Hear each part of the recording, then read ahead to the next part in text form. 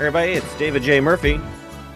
And Zach Roberts. I forgot we were doing this bit. We can do it again, or we can just keep it in like this. Let's roll. Let's roll. I love it. All right. Yeah, you can see behind the curtains, folks. Anyways, welcome to what we're calling the Around the Lens After Show Spider Noir, episode 4. Yep. We're very basic here. But anyways, I take over every podcast. I just start thing, and then everybody leaves, and then I'm there. Eventually you'll just do this by yourself, and I'll go. No. I never around or something. I don't like hosting. I like co-hosting. I hear you. No, I don't blame you. Yeah. All right, so we're talking about episode 4, and before we go any further, I sound okay, right? I don't sound too hot or anything. Great, awesome. No, Dave, you never sound hot. No offense. I was, this microphone I have here, as you can see it right here. Great microphone, great sound quality. It has this little gain knob in the back, right? Yeah. And it's not like clicky. It's basically like analog, right? Yeah, same. And if I like touch it too much, like I can easily like touch it and make my gain go off the charts. And I did that for like 3 or 4 interviews, and it's infuriating because I pride myself in a high quality audio program, and here I'm all like peaking the whole time, and it's just it's listenable, right? It's not unusable, but it's just maybe lower it like 20, maybe a little bit, because when you spoke loudly, it peaked. Okay. Test. Okay, that's good. Yeah. No. Test. A little bit more. Test. A little bit more. Test. Stop. Okay. Cool. All right, here we go.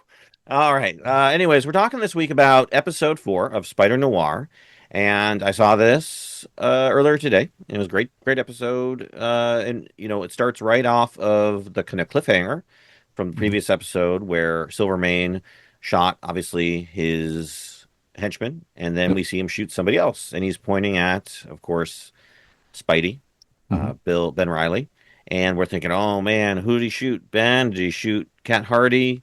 Right? And then we find out at the beginning of the episode, no, he just shot another henchman.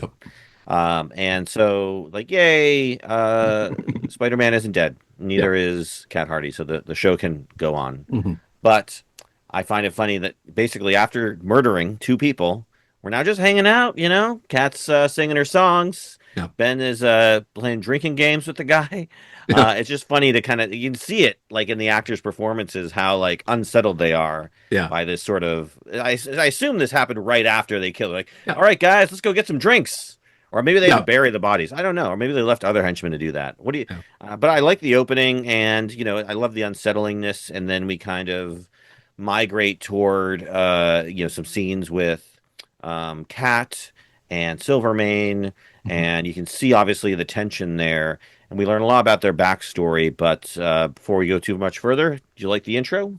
Yeah, I like how this episode feels like it's like really kind of moving along. The first, like, obviously there's so many characters, there's so many different, it's a film noir, and so many different lines of like who's trying to screw over who's fucking who's doing what to who, kind of thing, and who are any of these characters, because again, like, they are parallel to Marvel characters that a lot of us know and love or hate or whatever, and I'm realizing like I was wrong in the last episode on a couple characters. I just want to immediately correct that. No, it wasn't a Luke Cage type character. It is just straight up Tombstone is the African American guy who basically is very strong and has like tough skin and stuff like that. I totally forgot about that character. I'm sorry. I haven't read comics, the Spidey comics, in a long time, which is something I should correct. But especially considering some friends of mine have actually drawn them. So you should do that. Yeah. Well, how dare you? Well. Just find the time. Okay, great. Where do we find the time? So again, I haven't read a comic in probably since I was a kid. And nothing against comics. I think they're an excellent medium. I'd probably migrate towards like graphic novels if I were to read anything right now. My kids are actually quite into the graphic novels, more like for kids, obviously. But no, not the graphic novels. No, not some mag. They're not going to be watching any Sin City or I Reno? got, I got, I got most of the run of the boys if they Oh, want to borrow perfect. those. Those are Yeah, send great. them on up. Get That them. was my friend Derek Robertson drew those. So yeah, Yeah, I get them always have to early brag start. because he's awesome. But Get them an early start on nihilism and violence, and yeah, the world is a shitty place to be. that's I mean that to me I mean read Captain Underpants. There's nothing more nihilist and that and Kids love them oh my some God, Captain Underpants. Paw Patrol. Oh my God. Oh yeah. Um, like kids need to learn ACAB early. But anyway. Yeah, new Paw Patrol movie coming out. Maybe we'll do an episode where we talk about that, huh? Wouldn't that be fun? You want to get me? Be like, well, okay, what we're doing here? Let's talk about Paw Patrol. Let me tell you about the police state. Oh, I'd love that. Two middle-aged men, white men, and nonetheless, talking about a children's movie. Uh, very, very much. I'd love to see You know that. how much well, Lilo and Stitch is one of my favorite films of all time, and I cry at that film every single time I watch it. And I think it's one of the greatest films. Long live Lilo, who just the voice actress Oh just yeah, passed away. about that. So, That's sad. but yeah, so yeah, Did you like the live action version, or do you think I it's did not. sacrilege? I had a lot of problems with it. I think it was anyway. I have a podcast. Hey, I did a whole podcast about an Emerald City video podcast. You can go ahead and listen to me doing an hour-long rant about how Lilo it and was Stitch. adamantly against. It basically denied everything that the first film was about, and spit in its face. Everyone was great in it. The animation was cool. Stitch was cool in it. All the voices were cool. Everything like that. But like, yeah, no, it was fucked up. Yeah, I hear you. Um, Getting back to our show, Spider-Man, yeah, Spider Spider-Man, Noir. Yes, Spider yes, Noir. yeah.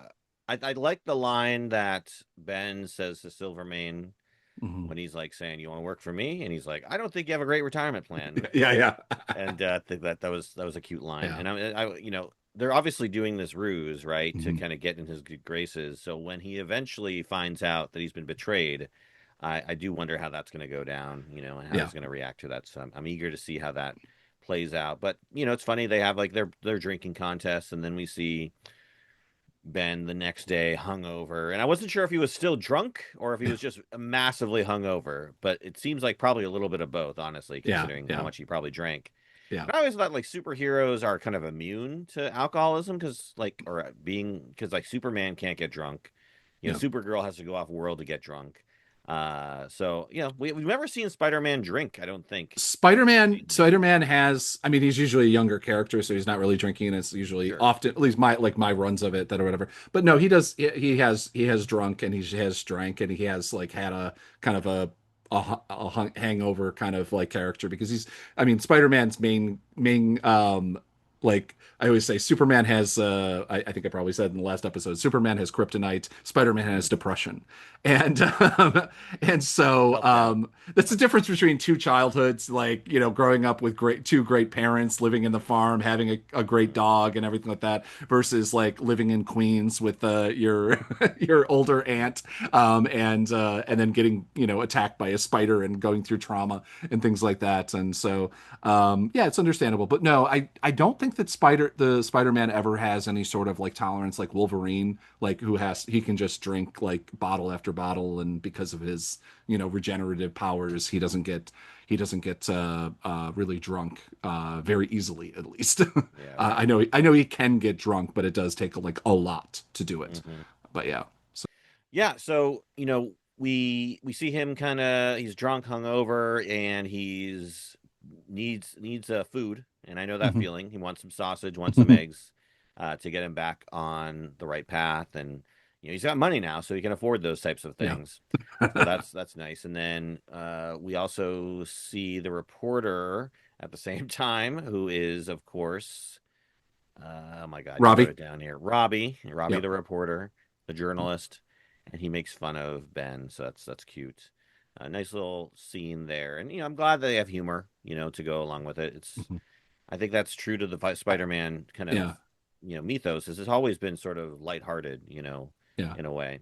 I'm loving how they're slowly building like they very much had like kind of individual characters and they're kind of off doing their own things. And like this episode, this is another one of the things that like everyone's kind of like coming together, like the trio of Ben, of Robbie, and the Janet, the secretary, are kind of like realizing like a Janet Ruiz, the secretary, is like has her own abilities, obviously not superpowers or anything like that, but like she's a useful, part of it. She's not just a person who answers the phone and acts Right. snarky like a lot of, like a lot of noir era secretaries. No. And then, the fact that, Robbie is building out more and more as a character as well, and the fact of kind of them actually working together.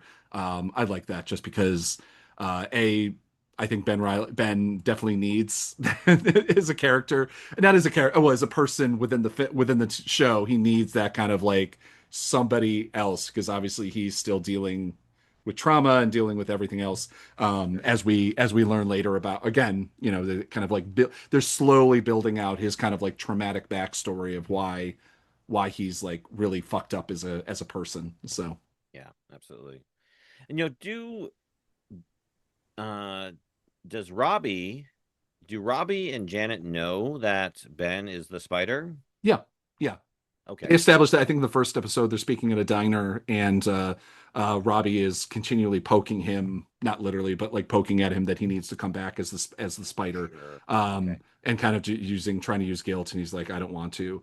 That's another thing that I find it really interesting on kind of how um, this is slow. They're slowly developing this as a thing about him being a coward, about him Mm-hmm. not wanting to. This is much later in the episode, but like Mm-hmm. I'm enjoying how that basically cat between Cat and Robbie and Janet are kind of like slowly dragging him out of his kind of coward. I think cowardice is not necessarily like, he has trauma. He has trauma. He Sure. he blames himself for the death of the love of his life, Yeah.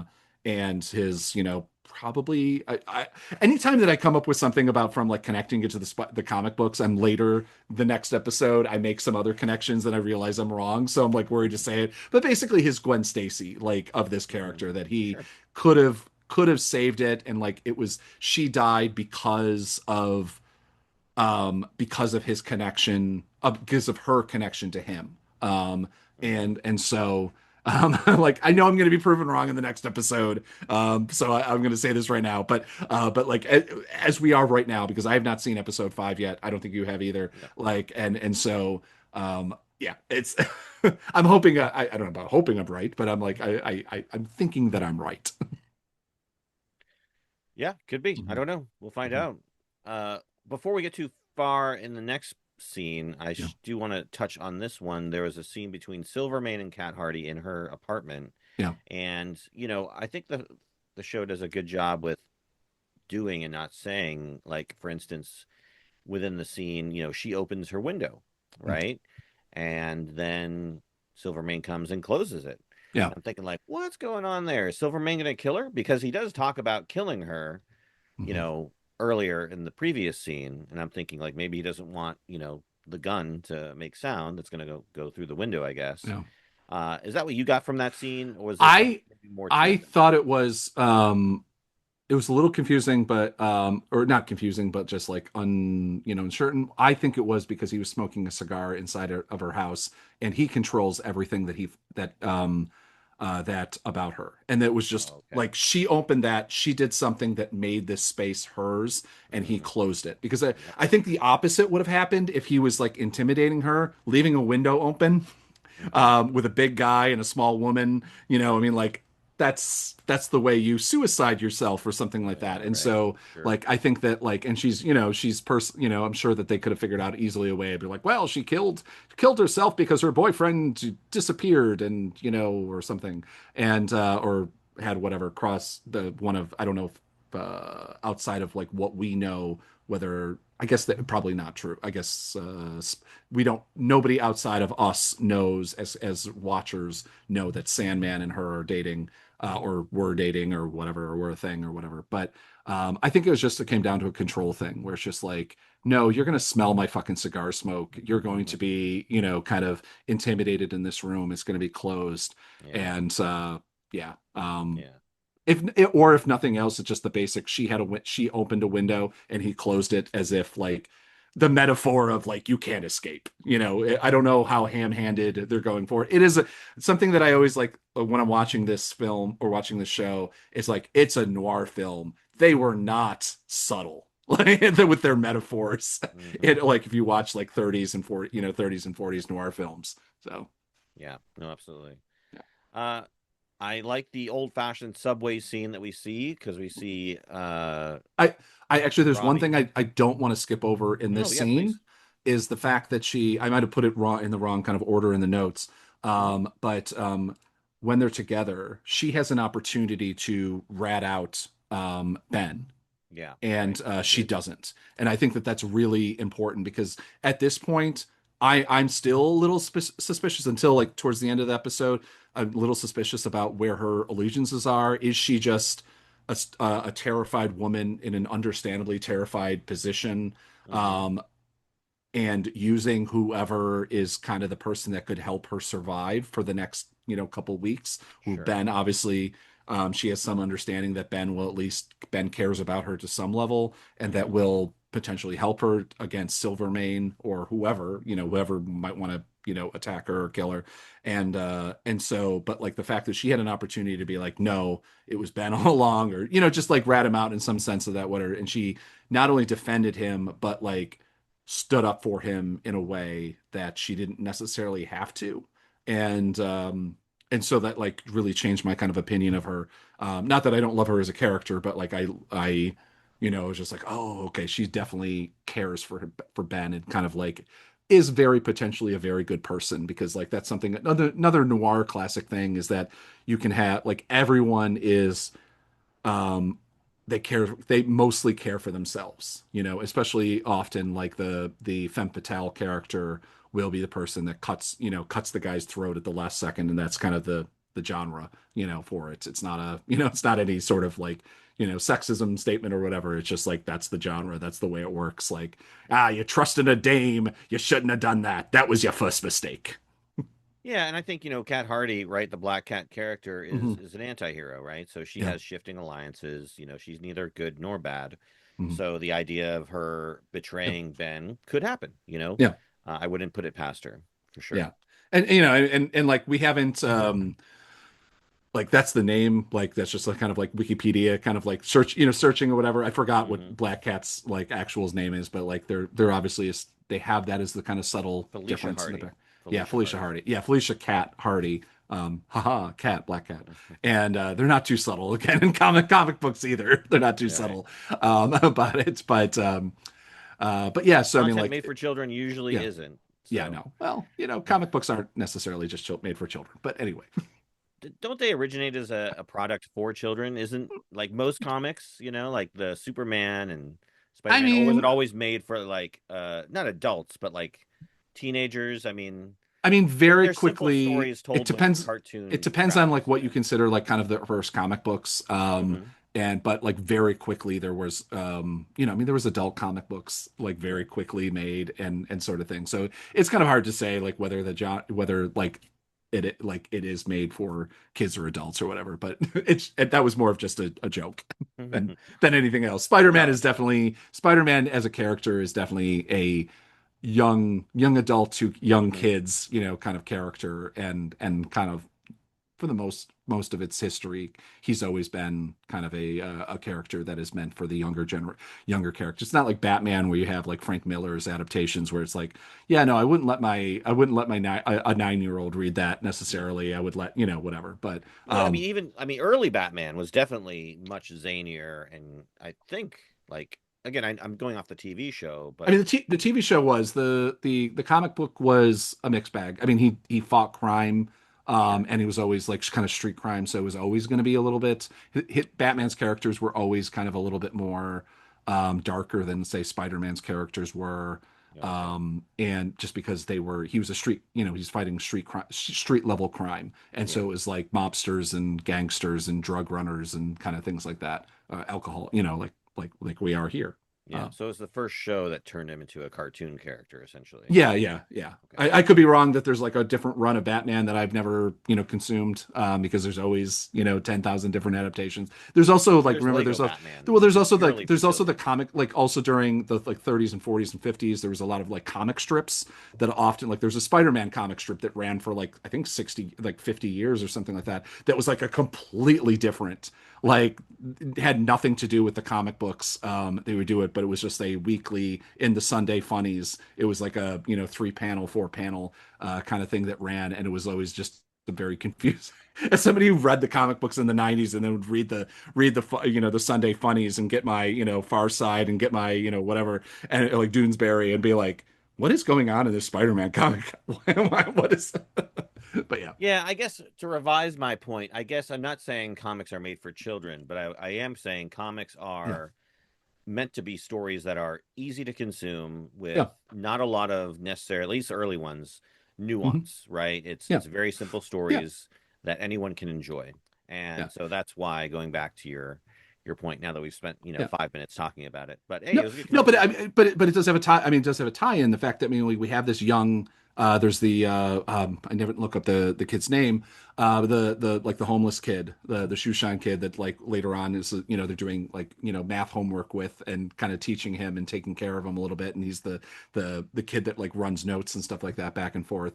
But like the comic books were during the 30s and 40s when they were kind of really get their boom.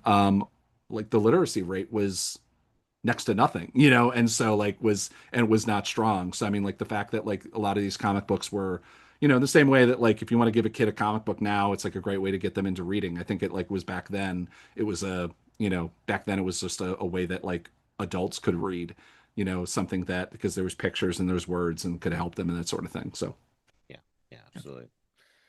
So getting back to the subway car scene, I thought it was just a very well put together scene and interesting and funny. It shows the reporter, I guess, taking the subway, and we see various scenes on the subway.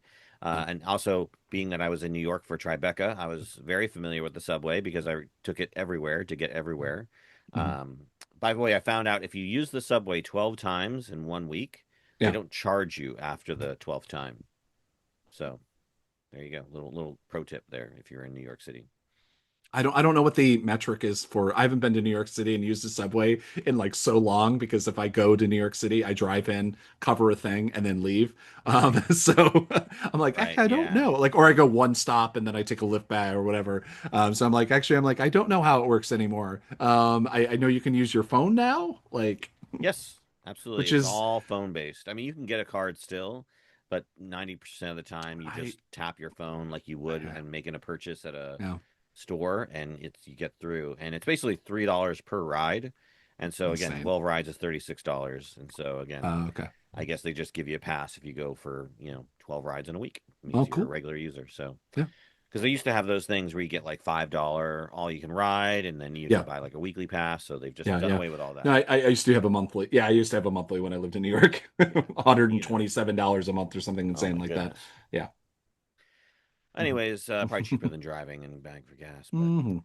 all right. So there's a question about the broken wall in Sandman. Sandman broke it. So that was a scene from earlier with Silvermane. Yeah. He's asking like, "What's up with this wall?" And Sandman broke it.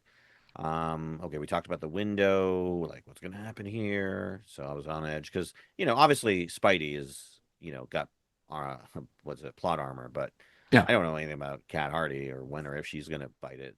So Yeah. he doesn't kill her. Thankfully, we get to see her for a little bit longer, and then we focus on a kid doing math. And who is this kid again? You didn't write. So Do we know who this kid is? he's the Shushan. Basically, he's the Shushan boy. I don't know if Oh, he has okay. a character, like if he has I don't think he has any name. Of course, again, I'm gonna like end up being proven wrong on He's that. actually Peter He's Parker. yeah, no. I got Um confused for some reason. but yeah, so basically he's yeah, he's just kind of the Shushan kid. He's basically like every private eye, and this is a regular character in like noir films and programs where it's just like there's a young kid that helps them like run notes, and he's potentially a character that can be kidnapped and or whatever, and so like he's a useful kind of entity. um And so I think his name is nope, that is not him. That is Well, I an mean, the adult. adorable kid character is a very like common trope in Yeah, many movies, whether they're the sidekick or the foil or again the victim. Like, yeah, yeah, kids in movies, it's yeah. goes hand in hand.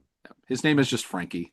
Um, Frankie. yeah, I don't know. He doesn't. I don't think he has a connection to anything. I could be wrong. Um, We'll find uh, out his last name is Octavius. One of the things I really hate about looking at IMDb is that you see how many episodes characters are in, and then you get a little bit of spoiler there, so that's not Ooh. good. So let's hope that that has nothing to do with his livelihood. But Oh, don't I feel don't know if this bad. show is that dark.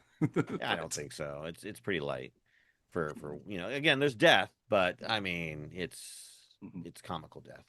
Anyways, so 3 p.m. at the Calypso, that's the message. We don't know what it means. It's just go pass it along. We see Ben. He's watching a movie, which I think nicely shot. Again, the film noir. You got the lights of the movie coming through there, and you found out, Zach, that it's a real movie, yep, and it's the Great Guy. It's Great Guy. It's Great Guy. yeah, just great guy. 1926. Yeah, yeah, Oh, okay, cool, yeah. cool. That's pretty neat. Using a real movie in their TV show. I mean, makes Yeah. sense. I mean, it's also the fact that it's a like an this is from like YouTube or Wikipedia, Hmm. and it's an honest inspector for the New York Department Weights of Measurement Measures takes on corrupt merchants and politicians. So we have a parallel to what he's watching. There you go. Yeah. Yeah, So maybe he sees himself as yeah, that kind of character, or he's drawn to characters, who fight against yeah. corruption. Considering he's hung up the Spidey persona, I mean, this is probably, their equivalent to Spider-Man, right? Mhm. But yeah, okay. Cool framing, nonetheless, in that scene. Then the kid delivers the message to Ben, and then Silvermane is supposed to meet with the chief, and the chief doesn't show up, and Silvermane is pissed. Is that connected to this? I don't. Maybe I got lost in translation, but is there a reason, like the I 3 think p.m. and the Calypso and the meeting? It's like, I don't know about that. But I mean, I think just in general, this is just like it's a, they're showing that Silvermane, after having his home burned down and so many other things happen, that he's lose potentially people see him as a in a weak spot. mhm, And so the fact that like, oh, we can finally kind of get out from under the grasp of Silvermane and potentially do that, and that's like so that the chief of police and obviously then like later on we'll have a conversation with the mayor who basically tells him that he can go, shove his power. right. So, yeah. It is interesting, like how much people mess with Silvermane, considering just how easily he's Yeah. willing to kill people. Yeah. I But mean, everybody kind of, everybody has their power, their level of like pushback. And I think that Silvermane, it is interesting that like he is not as much as Silvermane is a a brutal killer, and we've seen him mhm, kill many times or have people sure. killed many times, but he's still a very kind of like reasoned. I feel like he's like a very real character, because it's like so many times we have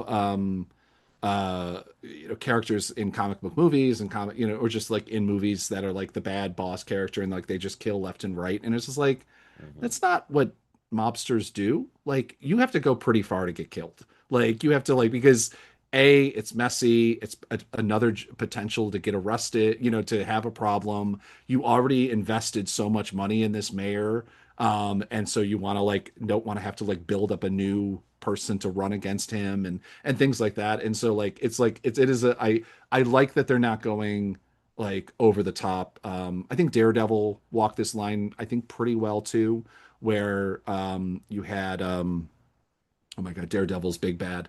Blanking on his name. Oh my god. Excellent. If you haven't watched the most recent run, it's pretty good. But it's you have Kingpin. Duh, Jesus. Kingpin is a very parallel character to. I thought he was Kingpin at first. He's not. He's a different. Silvermane is his own character. Hmm. But you have kind of a very parallel kind of mobster boss who becomes like connects himself in power and everything like that. And Yeah. so yeah, it's just a I think that like it's not necessarily surprising. I think because he doesn't have like a complete power over the police force. He Mm. doesn't have a complete power over the city he has, but he's also remember he just killed his two head thugs. So he also Yeah. doesn't have anybody that can easily go around killing people until Sandman comes back. But yeah. There you go. There you go. So Hmm. Silvermane wants to meet with the chief. The chief doesn't show up. He gets pissed. We find out later that he's basically, like you said, bucking him. Yeah. The scene, then there's a scene with a reporter learning about people getting handout meals. And I thought this was a, funny little scene because he's smoking cigarettes and we see how like they sold cigarettes back in the day. Yeah. And, they smoking a bunch of cigarettes later on. Mhm. Cat Hardy is I describing do. how, Yeah. go ahead. I do want to attach on the scene. Like again, I like something that I like about this show is that they do keep interjecting and kind of reminding everyone, oh, this is the 30s. This is what Right. happened to veterans, especially black veterans, and Sure. especially in, just like they have the oh my God, what's the Hoover, the Hoovervilles, and then they, obviously they're not dealing with it directly with the fact that they had the World War II or World War One veterans that marched on the Capitol back in the day and got slaughtered, um, which is wild. But I like that they're actually adding that kind of thing because I mean I think on an Amazon.com show, which is something we always have to remember, is that this is a Amazon, this is a Jeff Bezos production, that we still have a little bit of a taste of what happened in the past to remind us. But yeah. Yeah. Yeah, absolutely. Cat Hardy is describing how Silvermane basically owns her, and this is a really nice scene where we see Silvermane. I'm sorry, Silvermane. We see Cat and Ben kind of, confiding in one another, and we learn a lot about sort of the backstory of both their characters as they sort of grow closer to one another, to the point where they almost kiss, right? So Yeah. we're definitely seeing this kind of relationship, and within the normal Spider-Man canon, he does have a relationship with Cat Hardy, as far as I know, although he's Yeah. never had one in cinema, at least as the movie universe. Yeah. But it's interesting to see him, again, have a relationship Yeah. here. That's such a great line. I love it. Such a noir line. Like there's so many good like one-offs in Hmm. this Oh episode. yeah, And the one line where Kat he's describing it was like basically Ben is asking, kind of intonating, like, have you ever guys, has he ever, you guys ever done anything? yeah. And she basically, this is a longer quote which is fantastic, but the heart of it is like the only thing he ever gets off is on power. And it's just like, oh, that actually really defines the character in such a way because there is like obviously there's always the sexual threat. There's always, she's a very demure woman and she's, Hmm. tiny against these like larger, I mean, just physically, just, like Nick Cage is a taller actor. Brendan Gleeson is a big guy, I mean, like, and so she's this tiny woman in this, got this world with like large men character wise and physically wise. And the fact that like knowing that like, oh, no. Okay. So he's, at least he may murder people. He may have people killed, but at least he's not somebody who does like sexual assault. There Like you he go. may keep Yeah. people like basically as slaves, and sing and dance for you, but he doesn't do that. Yeah, He has a line, yeah, you yeah, know. yeah, yeah. Yeah, no, I mean, we learned that basically he had one of Kat's boyfriends or whatever killed Hmm. because, yeah, he wanted to control the situation, just like with the window. He wants to control everything because he Yeah. gets off on power. Um, so yeah, he's not a good dude, as has been proven over and over again. I don't think we're gonna see a redemption arc for Yeah. Silvermane Yeah. at any point. But then she meets Flint, and she wanted Silvermane killed so she could be happy. So that was the kind of the backstory and what kind of I think attracts her to him. And it's interesting then later because Flint, one is watching them and Hmm. he's watching Ben and her have their conversation. So kind of like what's going on through his head? Maybe he thinks, well, I mean, as we find out later, she does go with Ben, but I Yeah. think Flint at that point, seeing them, thinks he's lost her, Mhm. which then I guess turns him back towards Silvermane, which we Yeah. see later. We have I find the what did you think about the fact that like this is something, this is, I mean, this is like kind of a comic book thing. hmm It's like I never like to get like that hung up on like, oh, their powers should have done this or whatever. But like the fact that like there's a villain, hmm however we want to define him, he's at least a sure, villain to yep, Ben, because they've gotten into fights and they're not friends. yep, Lurking around him, and his spidey senses do not go off at all. Is Right. it like Now, dulled yeah. because is it dulled because of Cat being around and he's like just focused on that? Is it whatever? I just found that very, I always find that, I always wonder if those are choices. Like, is that a definite choice or is Mhm. that something that like no, it's just easier, we're going to write it this way. Like, you know, like fuck Yeah. it, you know, like Yeah. whatever. Like, you know, there's always those things because of like my excuse for like why did Superman finally, what, he couldn't lift up this rock but he was able to lift up this building, why did that happen? And I'm like, it's fucking movies, guys, Hmm. like relax. Like, and, Right. but this was one written, it was written in such a way that I'm like, I'm really interested because he definitely was like lurking in kind of a, I don't know, menacing way, but he is established as a kind of an enemy of Spider-Man or of Ben. And Hmm. like I would think that like he would have at least a little bit of a buzz going, "Hey, is somebody like literally watching our conversation close enough that they can hear it?" Right. Which I always I also always love, like, again, it's a movie thing, but like the fact that they decide we're going to have a private conversation somewhere. Where should we have it? Let's have it on a stage that is specifically designed for projection of voices. Like, I mean, every stage Sure. should be Yeah. designed so if you stand on the stage, voices project outward, not close in. And this is like, I can't remember how many movies I've seen, at least three or four movies, at least four or five movies that I've seen that like, this is where people decide to have like a private conversation is like on the stage. And I'm like, I get it's great filming and it's great filmic, but I'm like, if you're gonna have a private conversation, you can have it in the dressing room. Like, do you not know how sound works?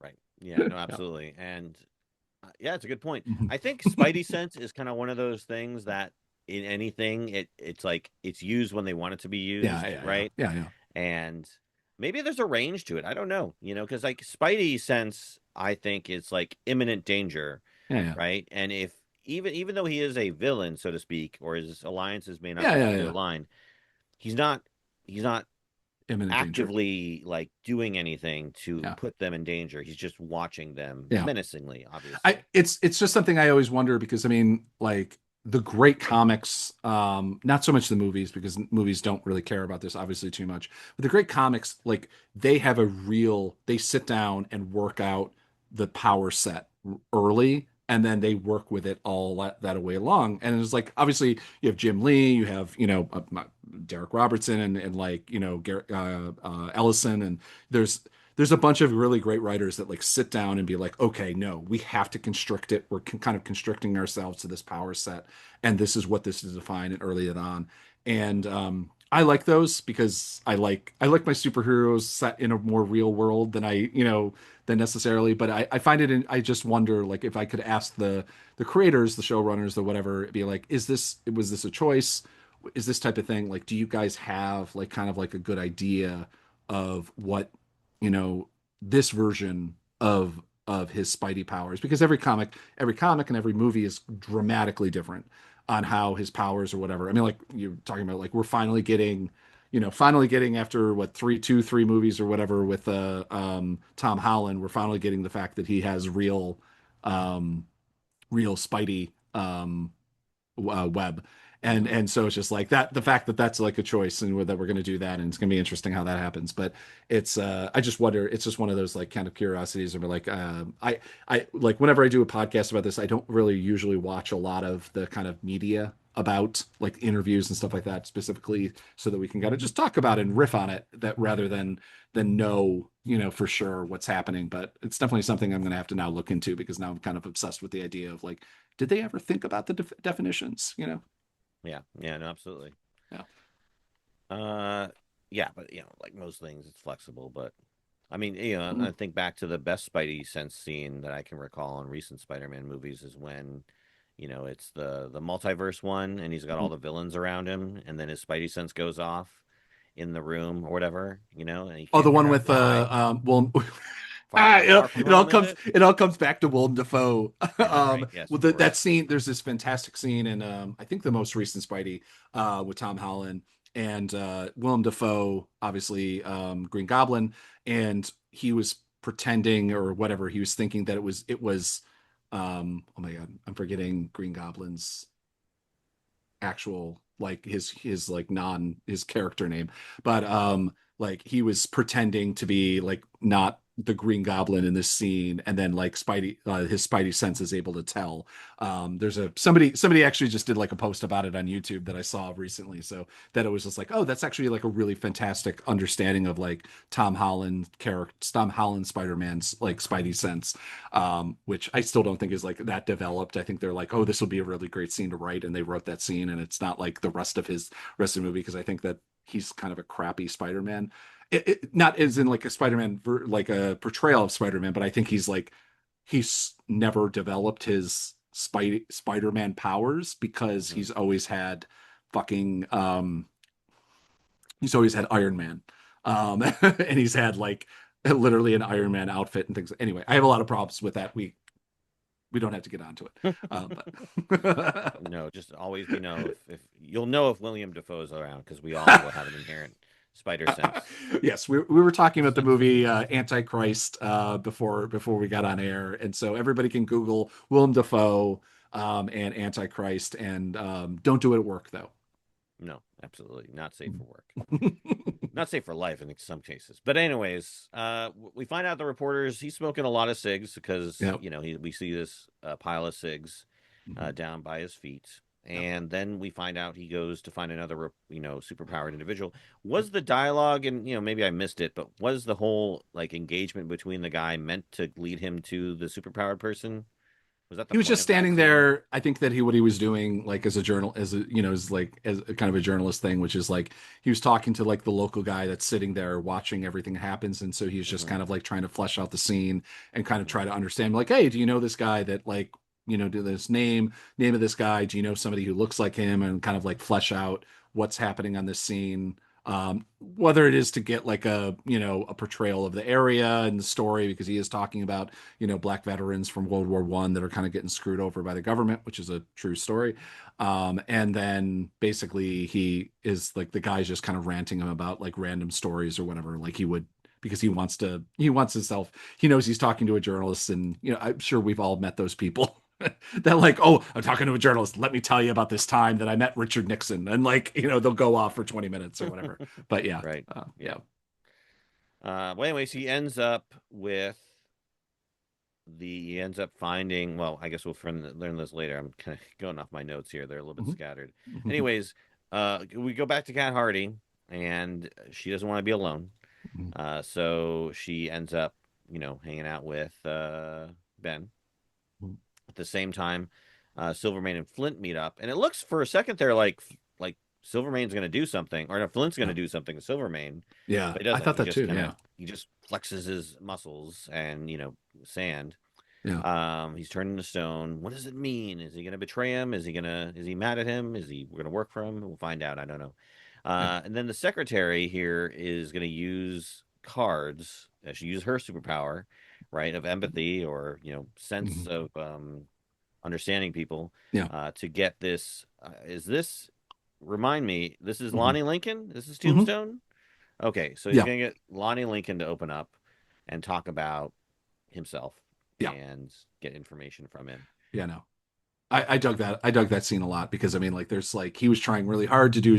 Robbie was trying really hard to be like a journalist and like ask the Hmm. questions. And finally, she's just like, I'm gonna play cards, like, and just Yeah. get this guy to like, and immediately he just like opens up, like, and just starts talking or whatever. And like they wink at each other, and it's just like, yeah, no. Sometimes you just got to do that with people that like are kind of like they don't want to talk and they don't want to, whatever. And then all you got to do is just like oh, let's start talking about baseball, start talking about, whatever the thing is that they're into. And obviously this guy's a card player, or at least pretend not against her. He's not a card player because he immediately starts losing against Janet, the secretary. So Yeah. which I loved. Um, but yeah, no, that was a fun little scene because it's like I like that they're really developing her as a character more than just a you haven't paid me, we're broke, remember it's a Hmm. depression, kind of thing, like a kind of a nag, like a little bit, as a kind of one non like love interest character that's not like in the film right now because I'm like wait, I'm trying to think of any other women that are in the show. It's just her, Kat, and then the dead ex-girlfriend, and I'm trying to think of anyone else, and that's kind of it, right? Oh no, there's random other character that shows up again a little bit later in the thing, but she's kind of like a bit character. So yeah. Yeah, absolutely. Yeah, but so I don't go back and forth between things, but Mm, you know, the card game and like mhm, getting information from Lonnie, um, we learn things about him, about his mom, mhm. and you have some notes here. I kind of don't know what the purpose of even talking to him was, or what was the reporter trying to find out. I think I lost that plot point. Well, they're trying to because remember he's in the photo. There's that black and white photo, obviously black and white photo. I don't know what I'm Right. talking about. Like color photo, that would be weird. Anyway, I'm not going to get into technicals of color photos existing in the 30s or 40s, but it would be rare if Right. color photos existed. But anyway, but there's that group shot of a squadron. You're in the military. I don't know what correct word would be. Depends on the service. Yeah, If it's Air exactly. Force, it's squadron. Yeah, yeah. There's a group of soldiers of military men and standing posing for a photo, and they're like, "Oh, that guy, that's Sandman, that's that's Lonnie, that's whatever." They're like pointing out all the people that are connected, and so they assume. And I think they did. We establish that they're POWs? I'm trying to remember. Yes, I believe Um, so. We talked about that. They were in a prisoner of war camp, yeah, and I made the comment that they were all in a prisoner of war camp and they yeah, all have powers. So what's the yeah. connection there? Yeah, exactly. And so like that was one of my thoughts as well, like watching especially this follow-up. And again, I always want to remind anyone listening, we haven't watched further episodes, so we don't know. But Nor would um anyone want us to know, right? Because we yeah. don't want to spoil anything from anyone watching it week by week with us. Yeah, but I mean like we don't have to be like known or whatever. But he it is just like he has a medal that is like it's his mom, has the H on it. It's for Helen, his mom, who doesn't seem to be a character in any, doesn't seem to have any significance other than just like I think it just helps him open up to start talking. Um and um and so I think that like I think that the thing that Robbie is trying to find out is what's the connection like with all of these people that have superpowers? Is there is there a connection between everyone and like what happened to them? And which is something that like they kind of touch upon a little bit and kind of like, something, talk about your service, talk about, the war. Obviously he doesn't want to talk about it because obviously I think it's understandably, if he was like experimented on and everything like that, it's very traumatic and he doesn't, and so it is interesting though they establish a bunch of things which is differentiates Spidey's powers and mutations to the other people's is that it gets worse. And so it's not something that's just like, I mean, obviously, Ben Riley, Spider-Man, is just a guy. Like he could live his life and just be him. He doesn't have to be a mutant. He doesn't have to be anything. But these guys, obviously, you can see with Lonnie, you can see that Tombstone, aka we haven't established him as a name yet, but Tombstone is a character that he has, I don't know what you want to like. It looks like his face is like kind of bolted on a little bit. Hmm. Maybe there's like bolts along the way. Um, and then you have Sandman, who's obviously starting to be covered in sand. And like the Hmm. more he uses his power, it seems like the more he becomes Sandman. And we'll meet another character later on.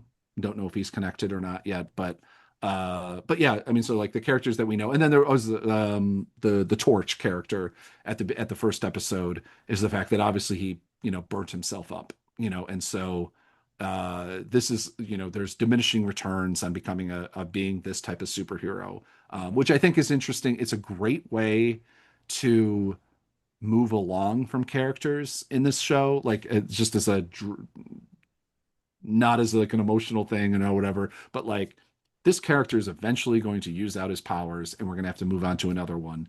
And he's going to die, he's going to become unable, or he's going to become just Sandman. He's Hmm. not going to become a human being anymore. He's just going to be a guy that is a Sandman character, or and now as we can see with Lonnie, is that like he doesn't.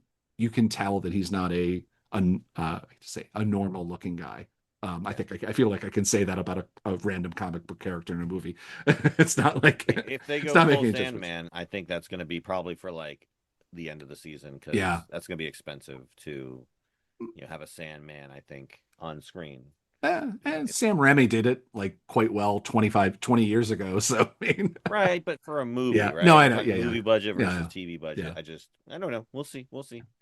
Anyways, let's talk Mhm. about, I think it's a very pivotal scene within the context of the story, which is Ben opening up to Kat Mhm. and talking about the death of Ruby, which was, Yeah, of course, as you mentioned, the Gwen Stacy placeholder for this yeah, universe.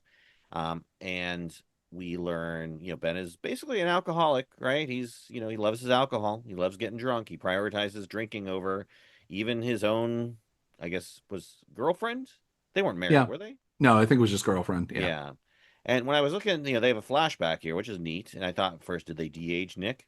But it's not that far back. It's like Mhm. she only died like 5 years ago. Yeah, So, they could get away with not, dealing with that. They just kind of don't focus on him too much. yeah, But, yeah, he blames himself for Ruby's death, just like I think our own Peter Parker blames himself for Uncle Ben's death, and every, yeah, Spider-Man character has blamed themselves for the death of their loved one, who gave them the power and responsibility line. yeah. Um, but Mhm. you make a note here, Zach, about it being interesting that he was in Spidey costume when he tried to save Ruby. Yeah. Why is that? Why was that something you found interesting? Well, I mean, I think that like I think that one thing that like we're obviously kind of like working on is like when is the timeline of when he stopped being Spider-Man? Because Sure. obviously there's an amount of time, and Hmm. so this very much established he couldn't. He was Spider-Man, tried to save his love, the as up to this moment the love of his life, and he blames himself for it, and it's I think we can say it's implied that this is the reason he stopped being Spider-Man. Whether there's like that's the moment he just like gave it up and he's like, fuck, I don't care about anybody else, and I'm not going to stop trying to save people. And so, like, obviously, I don't think we've established that for sure, but I mean, I think it's a pretty good I feel like it was assumption. established in the first episode, like in the opening Yeah. monologue, that he hung up Spidey Okay. because she died. Like I think Okay. that Yeah. Oh, was yeah. Yeah.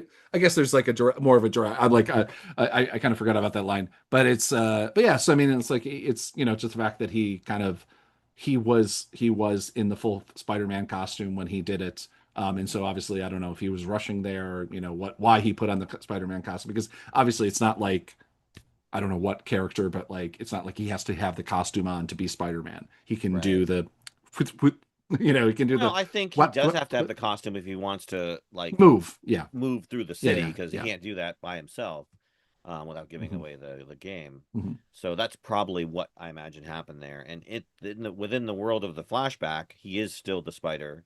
He Yeah. still regularly does spider activities. So it probably wouldn't be a big deal for him to just be like, I got to rescue my dame Yeah. and Yeah. get over there. And I he makes. also wonder. I also wonder within the context of the show whether alcoholism like dulls his spidey sense or not. Maybe. I don't think we've established that at all. I haven't seen any. I can't think of any scene that's like implied that.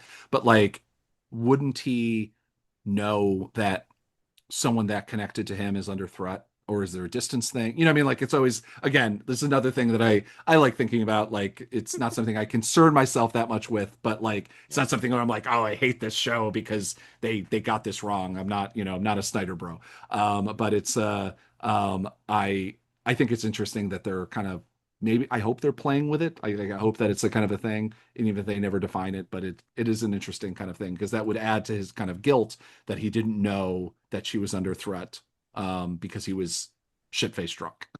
So It sounds like you should write for Quentin Tarantino for his next movie, where he has a character monologuing about the nature of superheroes. no, I'm good. Yeah. I don't like feet that much, and I like Uma Thurman a lot. That I wouldn't want her to die in the next film.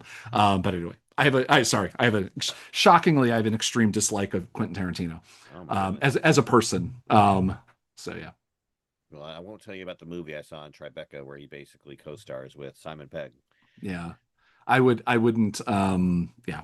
I wouldn't There's recommend you watch it either, just look, as Eli Kazan is a fantastic director, and if he was still alive, I would punch him in the face. okay.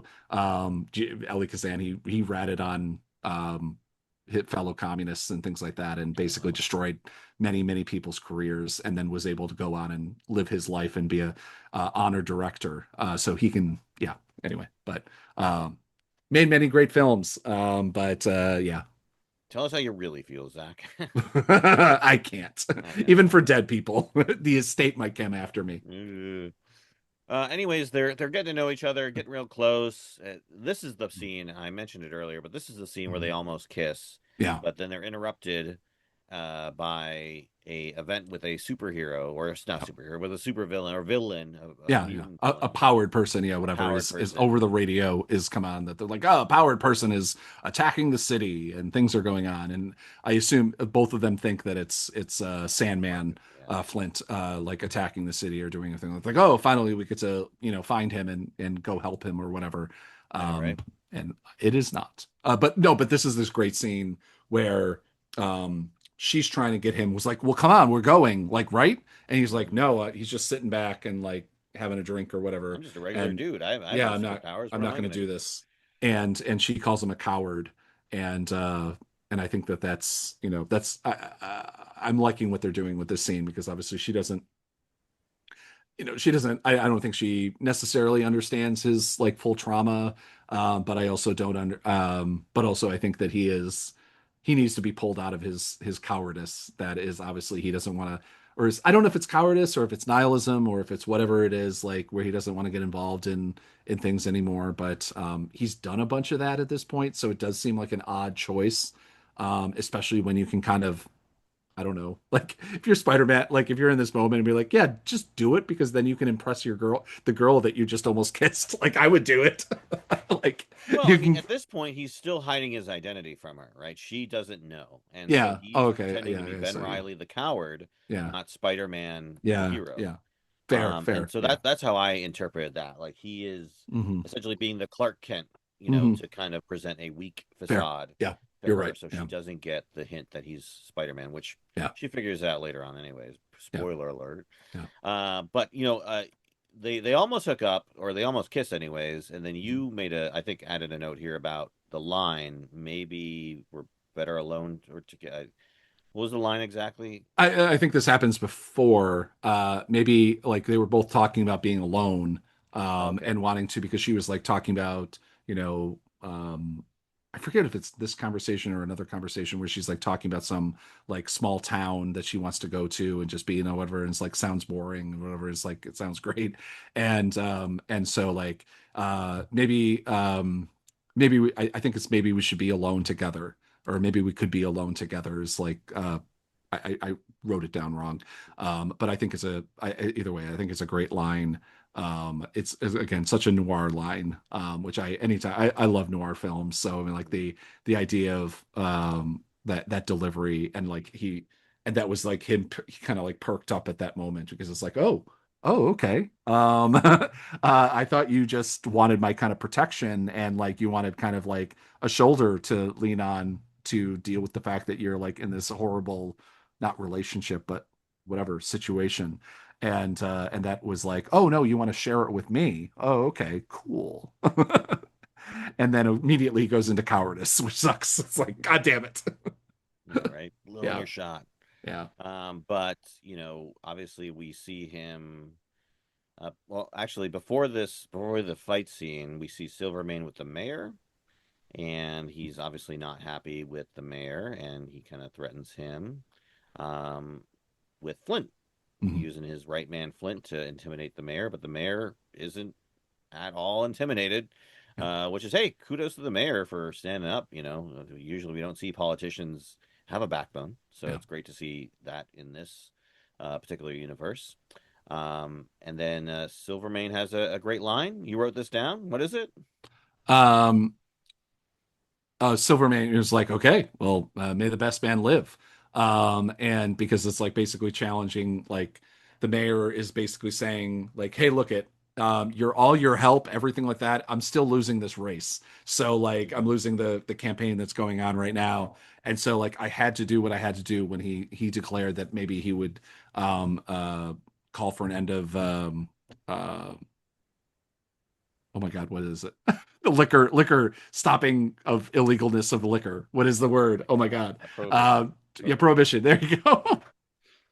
Yeah. As I So the maybe mayor is in I've had a little favor bit of too much. prohibition. Yeah. The mayor is in Yeah, no. favor of Well, the mayor prohibition. is now because basically prohibition allows him to not be under the foot of or under the thumb of Silvermane because Right. Silvermane's a booze runner, and Yeah. so in the Prohibition times, and so he's able to like anybody the moment that's that's how Al Capone made his money. That's how like so many 30s gangsters or whatever kind of made their money, and so like they were strongly against this strongly against this. This is the same reason why like people nowadays are like drug dealers might be against actually drug pot being legalized and things like that. So, but it loses power. So I mean, like he knows that it was like, oh, if we get rid of this, then Silvermane doesn't have any power. He doesn't have any money. He doesn't have anything to be able to hold over people, and bars and kind of restaurants or whatever. And so he's gonna not. I mean, he's not gonna be able to threaten me anymore. Especially again, I don't know if you know. I don't know if they know that he doesn't have any thugs at the moment. Um, and so like he also doesn't like as far as we know as watching this show, like he's got himself and that's kind of it.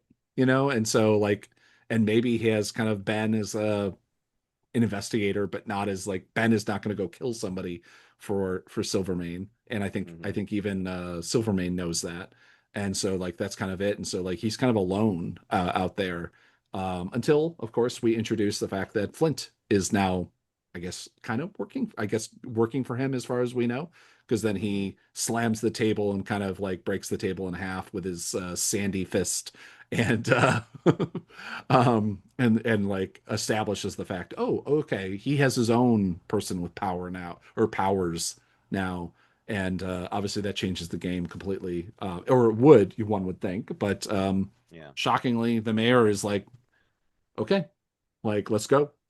So yeah. Yeah, no, absolutely. Mayor, kudos to the mayor. We'll see how Hmm. long he lasts. Not putting too much money on that. Yeah. But then Ben tells, his reporter buddy Robbie to head down to where the fight's happening. Because, hey, guess what? Maybe Spider-Man's going to show up. Maybe Spider Noir is going to show up Mhm. there. And so he ends up, Ben shows up, obviously. He fights the Electro type. Did this guy have a name? Did we learn the name of this guy? Or it's just basically he's Electro? I couldn't he's megawatt. Megawatt? That's his Do they character's think name? they Okay. chose the name of megawatt? I'm running off of Reddit, so Oh, well, that's a um viable source. Only good information. but But he yeah. gets his ass kicked. He's like, I don't know if it's just because he's rusty, or Yeah. or he's letting him beat him up, but like he's getting Well, electrocuted. He's yeah. getting knocked around for a while before he I finally like I fights I the I mean, I fighter. think definitely some of it is the fact that Cat is there. And he's distracted by her Hmm. watching Spider-Man, which is I think possibly when she figures out, I don't know, like I don't it's interesting because like there's not suspicion. I don't feel like they telegraph the kind of suspicions that she might have about Ben being Spider-Man Hmm. at all. And yeah, the character's name is Megawatt. Um Megawatt. Okay. and so um this is the one character I didn't actually like look up beforehand and to see whether it's not a um established thing or whatever, but is there any other code name? I guess that's it.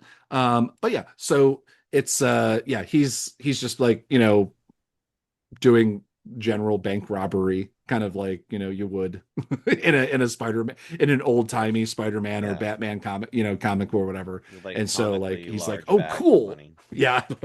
I'm kind of disappointed they didn't have the big dollar signs on the side, like that's always more fun. But Wow, but Amazon. it is a great scene. It's like, is it I like um when shows like this or movies like this like kind of take a beat and remember that they're comics, that they're based on comics, and like this just felt like straight out of a comic book, like the staging, the frames, the kind of everything. And like it felt like it was just like, oh, that would be a frame. He's up on the side of the wall, he's touching a telephone wire, and then Megawatt realizes, kind of makes that connection, and then he goes and like electrocutes a telephone wire, and then Spidey gets burst off the wall and things like that. But it is interesting because also the scene does a really good job of showing that I don't think we really see as much, is that we're seeing his power, that he actually Spider-Man actually genuinely has some real kind of sustainability, if nothing else. The fact that he can kind of go up to being electrocuted, like full on electrocuted for quite a Mm-hmm. while, which is like not something that I necessarily last episode, whether I would have believed that this Spider-Man could kind of handle that level of kind of attack.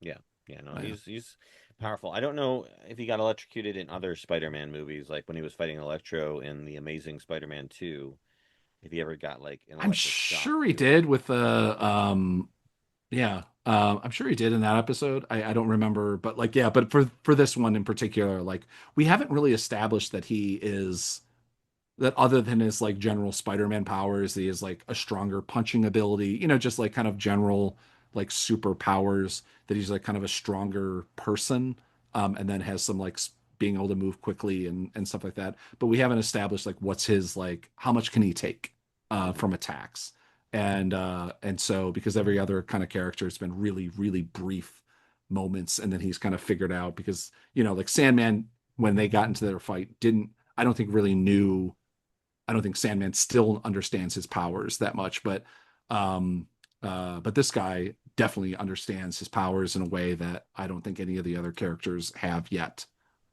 established, at least. Yeah, yeah, okay. Uh, Well, they have a fight, yep. and eventually Spider-Man wins by basically wearing him out. He tuckers him out Mhm. because his battery goes out. I guess the electric guy can only do so much, and yeah, he just knocks him down. Yep. And then the mayor shows up because he can't get through traffic, and they have a scene with him and the mayor. And Spider Man's like, "I don't want anything to do with the mayor. Yeah. Don't align me with the mayor." And the mayor's like, "No, no, no. We're You're gonna get working this for the." photo. Yeah. Yeah, yeah. It's like photo op, like getting his PR. Yeah. So it's interesting because I think like he's back, but he doesn't want to fully be back. Like I think Yeah. he's kind of being forced into the spotlight, forced into the hmm role by circumstance versus his 100%. desire to want to be the Yeah. Spider. Yeah. Yeah, so that's Yeah. why he's fighting any sort of like He doesn't I mean I think that's one of the big things with Spider-Man that I always feel is that like you have like Superman um has it's just an overwhelming goodness to his character that mm, he has to defend people. sure. He has to defend things, whether it be a squirrel or He whether it can't be a not be human or a child. Superman. He can't not. And Batman that he has, just vengeance is like it's a kind of always a kind of an overwhelming thing. Anybody who's like perceived in his like kind of realm of being like a bad guy, he's going to go Hmm. after and also like very specifically outsmart them. Like it's kind of a challenge to him. But Spider-Man is always again, he's such a um emotionally kind of whether it be depression, anxiety, PTSD, whatever, kind of driven character that like the level of his fighting, the level of his powers really depend on how much he gives a shit. And because I mean like the max out like there's this terrible Reddit which I don't know why Reddit wants to like constantly push it on me, but it's just like it's power scales, our power scales, and it's always like, could this person fight this person? Who would win? Could it be, would it be Spider-Man versus, versus Batman? Who would win? Batman given a day of like trying to figure things out versus Superman, who could win and that kind of thing. And like I just hate that kind of like comic book conversation, but it is one of those like those people really have read the comics. Like they really know like well in Derek Robertson Spider-Man this he had this levels of power and this in Jim Lee's Spider-Man it had this level of powers and so they have this kind of real kind of argument about it, but like every conversation I've ever read about Spider-Man is basically like no, in every comic book he's underpowered, he's always pulling back. He's Mike Tyson oh my god, who's that online that YouTuber that he fought. I'm sorry. No worries. An ad just popped up. Apologize. Who's the YouTuber that Mike Tyson fought? Um, Paul, Yeah, Jake Paul. Jake Okay. Paul. Yeah. Yeah, Jake Paul. And so like he was very clearly pulling his punches in that. I mean, anybody can watch that fight and be like, he was like, Hmm. I'm gonna punch that hard.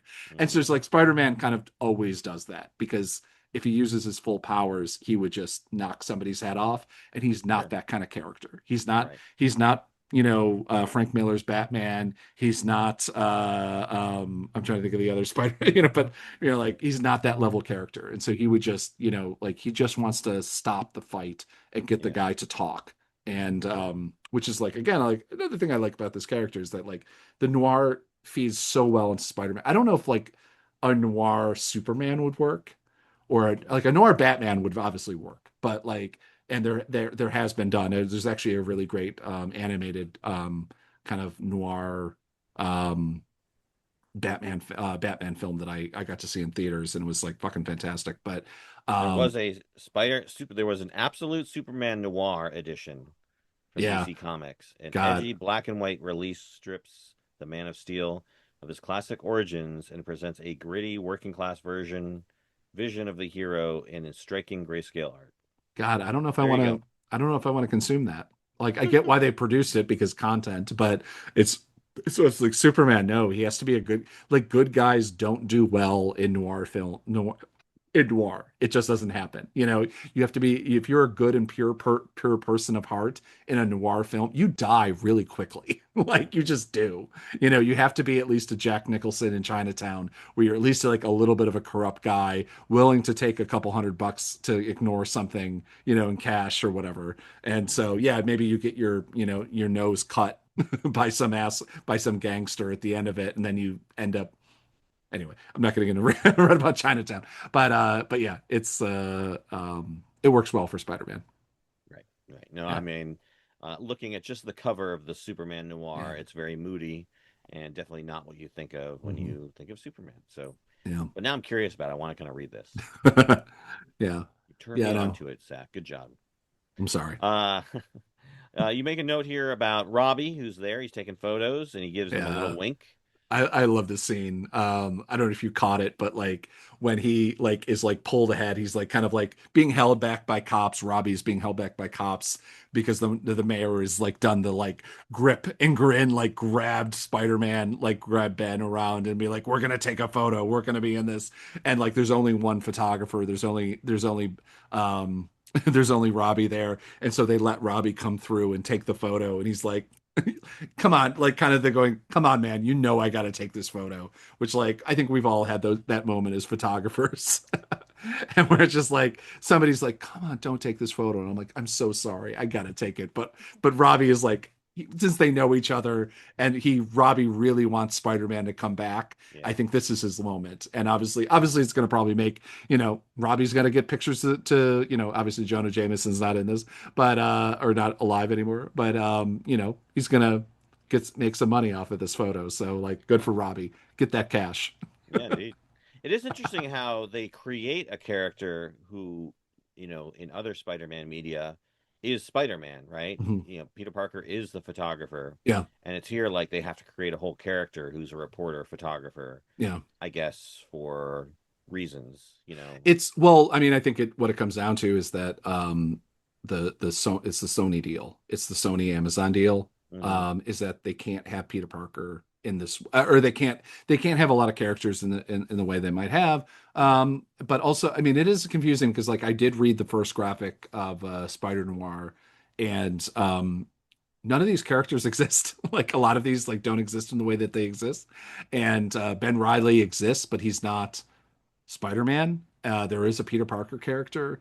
There is Peter Parker, and he does have those powers. And it's I maybe I got to read the rest of them. I bought like a pack of it on to like digital comics, and so like I'll read the rest of them and maybe understand this better. But like, it's a very confusing.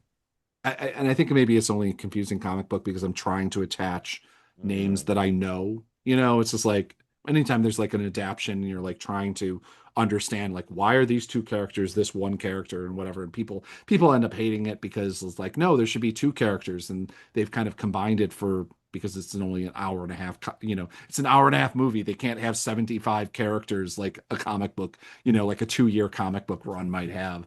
Um, but yeah, no. I don't know. Like I don't know necessarily why they couldn't have Peter Parker. It could be because somewhat of the like there's that weird Sony and Disney deal that they can't do things. So I'll tell you why. Because Yeah. the Google machine told Oh, me. okay.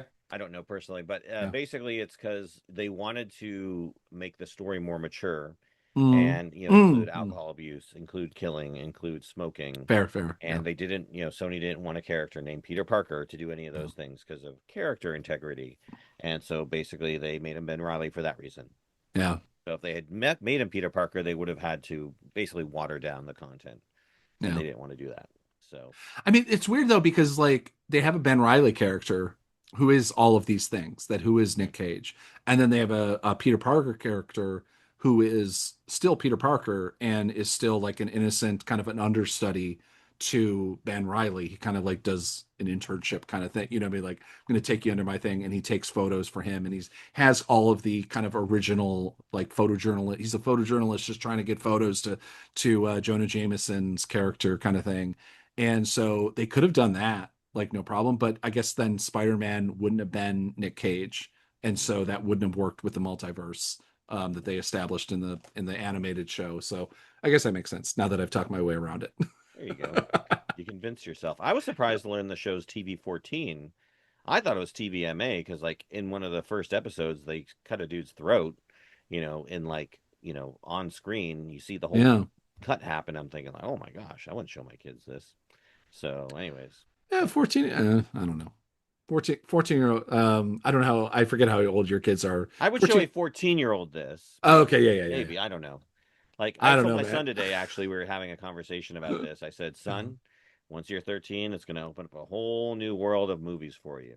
Yeah. Marvel No, movies, everything. that's actually I'm thinking about starting a like not a podcast series but like a YouTube like short series of Oh, where okay. Uncle Zach basically talks, which is I gotta figure out a name for it. I haven't figured out a name for it.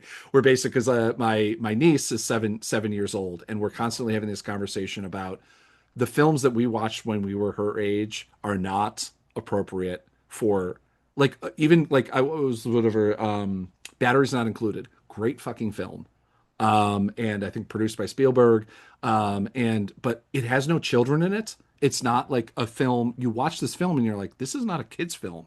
But I'm like, both like me and everyone else I've talked to my age are like, this was a kid's film. We all watched this when we were like Yeah. not I, 8 or 9, watched it as a kid. and it's a great film. But like we were watching it with my niece, who's, 7, and she's watching it, and she's raised on Bluey and Coco Melon, maybe a little less so Coco Melon, and but I mean like character, all these like very modern kids shows that Hmm. don't have violence, they don't have guns, they don't have even Looney Tunes. Like I remember showing her Looney Tunes when she was like 4 years old, and she was Hmm. like not like scared or anything like that, but she was taken aback by the violence of it all.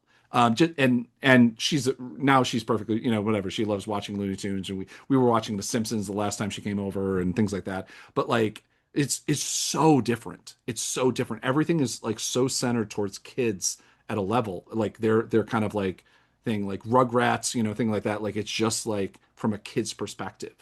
And that was not a thing like for my childhood. Everything was GI Joes, He Man. It was all adults, that were the characters that I was like looking at. And then maybe there was a kid from that was in the show, but it was mostly from adult perspective. And so like I want to do like a YouTube series that's basically like, is your kid old enough to watch this fucking film, kind of thing, and being like, we have to kind of consider like, okay, I rewatched this film. I have a pretty good, like I'm not trying to get my niece to watch anything that's not good. I always check with her parents or whatever. But like I am the uncle. I do have to have her. I'm the one that like not forces, but like has her watch the thing that she probably her parents would rather not, like The Simpsons. Like I showed her The Simpsons, and Hmm. like her father was like, The Simpsons? And I was like, yeah, she loved it. It's fine. She doesn't, half the jokes go over her head, and the other jokes she finds funny. But now she gets references that her uncle makes. And so this is what's necessary. So yeah, but that's something I'm gonna try to start doing pretty soon. So Oh, okay. Very yeah. cool. Yeah. No, Yeah. that sounds like fun. I was trying to, because I thought the movie Batteries Not Included was Mhm. actually the movie Short Circuit. Yeah. I No, I confused them. confused it. So I thought it was Inner Space. That was the funny thing because we watched the show and I was like, oh, it's this show. And it's like, or not even Inner Space. It's Flight of the Navigator was the film that I thought it was, which Oh, is a okay. fantastic film. Yeah, And that's because it was like, pretty oh, good. kids going on space. It's kids. they build a spaceship and then they go whatever things. And then we're watching it and like it gets farther and farther along and you're like, wait a minute, they're dealing with like basically eviction. Batteries Not Included deals with a basically a Donald Trump character trying to evict a whole bunch of adults out of a like an old like brownstone, and everything else is torn down all around them, and they're the one group of people standing, and there's like a woman who's like pregnant who doesn't have a husband. Like just all these like things like in the 80s and like or like late 80s, like oh my God, this was like controversial. And you have like a Hispanic guy who's like terrifying people. You have like, but you have another Hispanic guy who's a good person, and it's just like this wild thing. Like they have like knives, and there's like the building ends up burning down. Like someone almost dies in this film, and it's PG. And it's like I remember watching this when not when it came out, obviously, but when it came out on like VHS, which would have been like 91 or something like that, or maybe not even 91, 89 or something. And so like I'm like, I watched this when I was her age, and I'm like, this is holy there's a lot of things going on here. Hmm. Yeah. Yeah, yeah. Anyway. I was looking it up. We just recently passed the 40th anniversary of the release of Short Circuit, and no one did anything about it.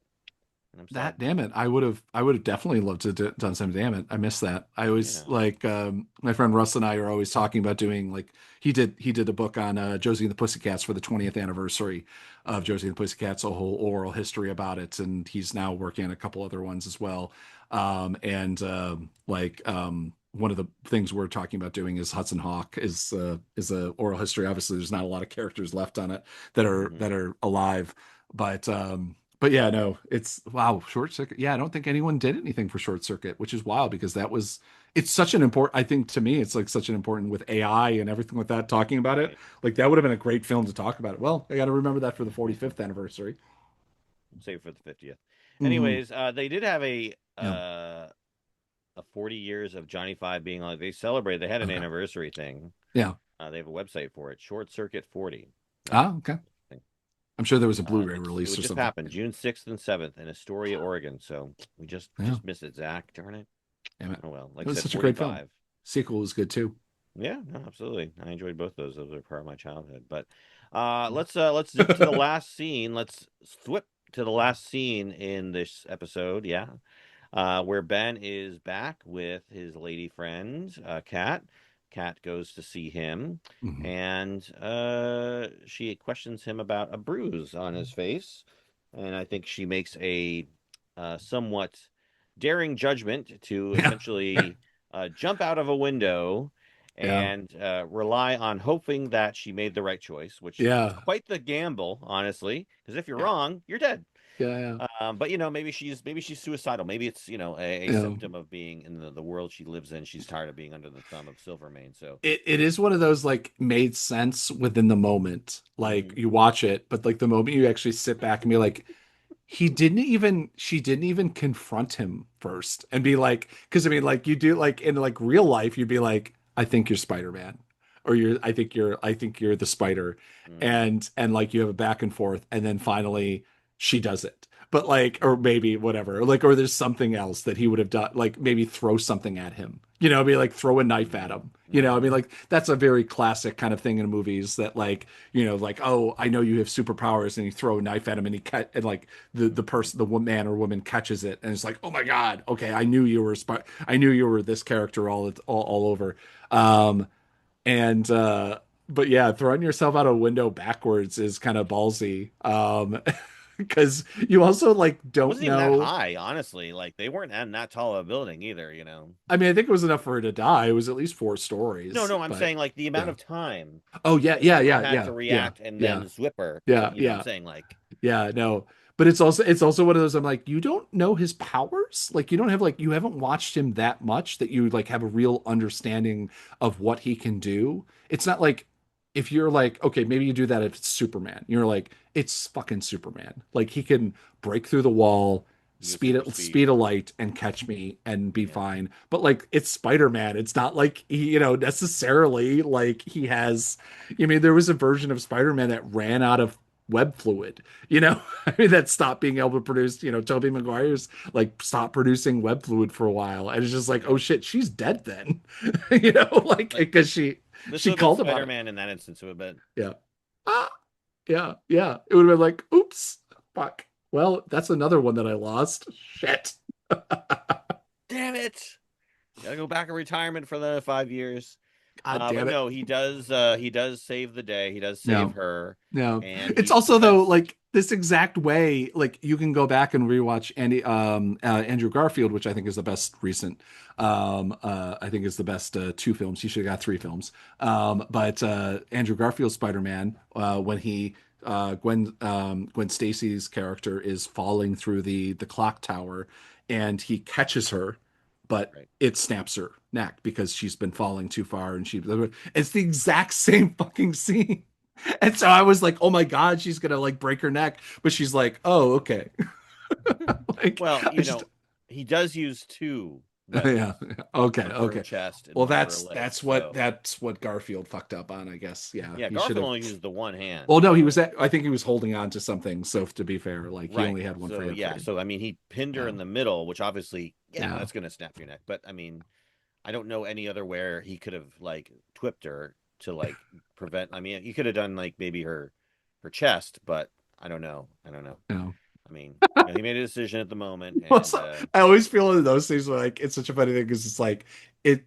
So you have two problems. Like you get her on her skin, and then like what does it do? Like she's falling at a rate. Does it rip off her skin? Like does it like really hurt? Or you do her clothing, and you're like clothing isn't always. I mean, I guess this is the age of it's not. I would worry about this in the age of fast fashion, where like if I'm wearing like something from team H&M, branding. it would just rip right off. But Yeah. like in the olden days, things were like double stitched or whatever, which brings me back to the great film Hudsucker Proxy. Hmm. If you ever seen that, there's a great scene where Paul Newman is falling out of a building, and I think it's Tim Robbins catches him, and thank God he had his seamstress double stitch. Or seam, I think it was a man, but anyway, I think double stitch his pants, and it saved his life. But yeah, so Well, thankfully he saves her. He doesn't snap anything, and then they have a kiss, which is yes. aw. Hmm. So they're gonna have a little relationship there. I'm sure that won't backfire in any way whatsoever, Yeah. because Because superheroes just Spider-Man. honestly should be celibate because they Yeah. have any kind of like personal connections. It's Yeah. just bad news for them. Yeah. Superman lost Lois in one of the alternate, elsewhere universes and became evil Superman, so Yeah. at least that was the plot of one of the video games, I think. Anyways, though, final thoughts on this episode of Spider Noir, Zach. I think I've said this multiple times, but I really like how it's coming together. The first like couple episodes were like, okay, like I like this as an idea, but like this episode kind of really, a lot of things happened, a lot of things came together that could have gone in different directions that I wouldn't necessarily have liked them, which is way different ways, but like everything's kind of coming together in a way. Um, that is useful. Like I don't like when superheroes like, oh, his girlfriend doesn't know who he is. And I'm like, just talk to her. If you like love her, tell her who you are and get this over with so we don't have this stupid fucking tension.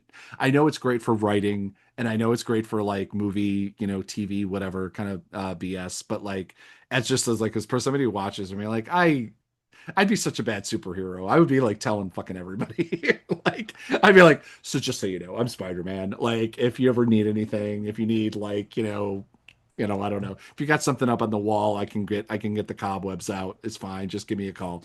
But but I would certainly tell it to somebody who I like cared for. Maybe not like Kat, who is like I've known her for like a week, type of thing. Which I do feel like, how long are we into this time period? Like it doesn't feel like a long time. Like it feels like a couple weeks, maybe.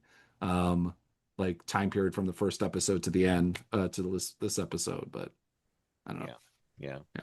Yeah. No, I think this was a Yeah. great episode, and again, I'm liking the series. I like where it's going to go. It is a little, I'd say, confusing sometimes to try and keep up with everybody. I'm getting better at it, each episode because I'm learning who these characters are, Mhm. and I can follow their little side stories. And it's interesting because like there's a lot of different plots going on at the same time. And you said that that is a noir staple. Yeah. Is Yeah. that? I mean, it's, I mean, like basically if you think of Pulp Fiction, like it's like those kind of like multi-plot runnings through, usually not as complicated as Pulp Fiction, but like plots running through different characters, kind of everybody could potentially, you know, um, uh, screw over the other character is such a plot line. I mean, so this is doing a really good job. It's not just noir in kind of name only, which is a lot of things, but which is like a lot of kind of like more recent like attempts at noir that I've seen are just like this is not really noir. This is just like kind of everyone's going, yeah, you see here, and like there's a dame and there's a whatever. Like a lot of people are drinking at fancy looking I'm trying to think of the art deco kind of, maybe that's not the right era, but fancy bars and things like that, like in this show. But like, I think this is doing a really great job at that. So, Yeah. Okay. Cool. Well, yeah, I'm excited for episode 5, and I'm excited to see where the rest of the series goes. mhm. And yeah, that's it from us for another Around the Lens after show on the Spider-Man Noir, Spider Noir show. Because I think if y'all like this type of stuff, we can keep going with the after shows on other media. What should we do next? Too early to say, but what do you think we should do next? What's the next major Oh show? my God, what did I What can we just watch? tease? God damn it, I just watched something It has to be recently that something I that's thought not would. coming out yet. Not out yet. Oh, okay. Upcoming. I I don't don't know. even know what's coming I out. have to think about what's coming out soon. What about Um, Green Lanterns, the Lantern Show?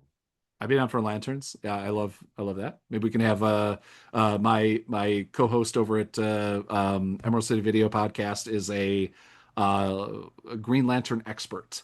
So that Green Lantern is his favorite comic book character, and so maybe we can have him on as well and guest come in and have him be like, no, you're all wrong. Like just be I like, love no, it. this he will just like, okay, like Russ, just have the floor. You got 45 minutes, explain everything that happened, and we'll go, oh, that's interesting. We which should is do most a. which is most of my conversations with him.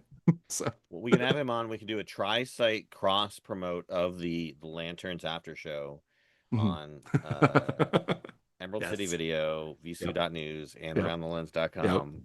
So that way we can really rally at least 2 to 3 regular Get viewers. get the 12 people that follow each one of these sites to Dozens like of us. be like There's dozens of us. yes, yes. Well, that show comes August 16th, so it'll be Yeah, perfect timing. cool. Wrap this up and then go right to that. So Sounds perfect. good. Cool. I'd love that. That'd be great. Okay. Cool. Well, again, thanks everybody for watching, listening to us ramble on about Spider Noir for an hour, and we'll see you all next episode. Bye, everybody.